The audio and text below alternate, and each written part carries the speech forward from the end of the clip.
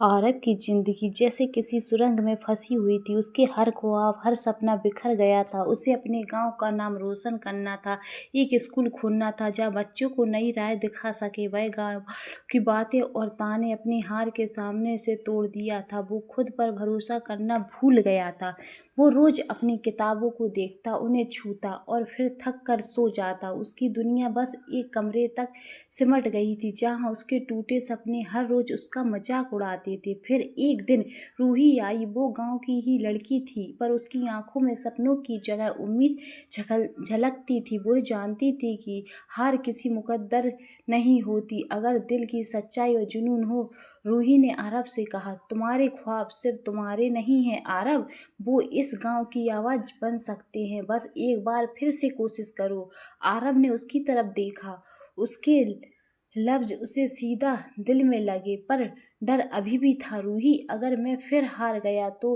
रूही ने मुस्कुराते हुए कहा, फिर से हारने से बेहतर है कोशिश करना। कम से कम तुम्हारे पास ये कहने का मौका तो रहेगा कि तुमने कोशिश की। यही बात आरव के दिल में बैठ गई। अगले दिन से दोनों ने मिलकर तैयारी शुरू कर दी। गांव वालों ने ताने मारे कहा कि ये सब बेकार है, कोई नहीं आएगा पढ़ने, पर आरव और रूही ने हार नहीं मानी। रूही ने अपने गहने बेचकर कुछ किताबें खरीदी। आरव ने घर के पुराने कमरे को साफ करके एक क्लासरूम जैसा बना दिया। उन्होंने बच्चों को घर घर जाकर बुलाना शुरू किया। शुरू में कोई नहीं आया, फिर एक दिन एक बच्चा आया। उसकी मुस्कान जैसे आरव के अंदर की रोशनी को फिर से जगा दिया। फिर दूसरा बच्चा और तीसरा बच्चा। धीरे धीरे वो कमरा फिर से जी उठा। आरव की आंखों में वो चमक लौट आई। वो बच्चों को पढ़ाते हुए खुद को सीखता। उसके हर लफ्ज में अब उम्मीद बसने लगी। रूही रोज उसके साथ बैठती, नोट्स बनाती, बच्चों की कॉपियां चेक करती। जब भी आरव थक जाता, रूही उसका हाथ थाम कर कहती, देखो आरव, तुम्हारी मेहनत से इन बच्चों के ख्वाब पूरे होंगे।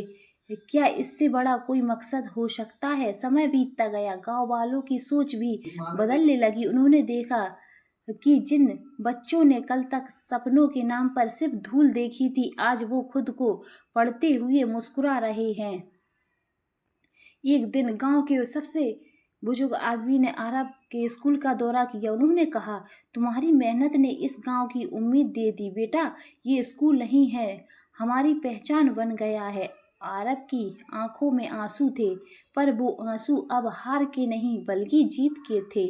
रूही ने उसका हाथ पकड़ा और दोनों ने आसमान की तरफ देखा, जैसे कह रहे हो, ये सिर्फ शुरुआत है। आज आरव कहता है, सच्चा प्यार वही होता है जो तुम्हें खुद पर फिर से यकीन दिलाए, और असली जीत वही होती है जब तुम किसी के सपनों का हिस्सा बन जाओ। दोस्तों, अगर आपको ये कहानी थोड़ी भी उम्मीद दे गई हो तो सब्सक्राइब जरूर कीजिए, ताकि हम हर दिल में ऐसी रोशनी जगा सके। और याद रखिए, आप भी किसी के लिए उम्मीद की वजह बन सकते हो। दोस्तों, अगर आप कभी टूट जाए तो याद रखना, आपकी सबसे बड़ी ताकत आपके अपने सपने, और अगर आपको बिना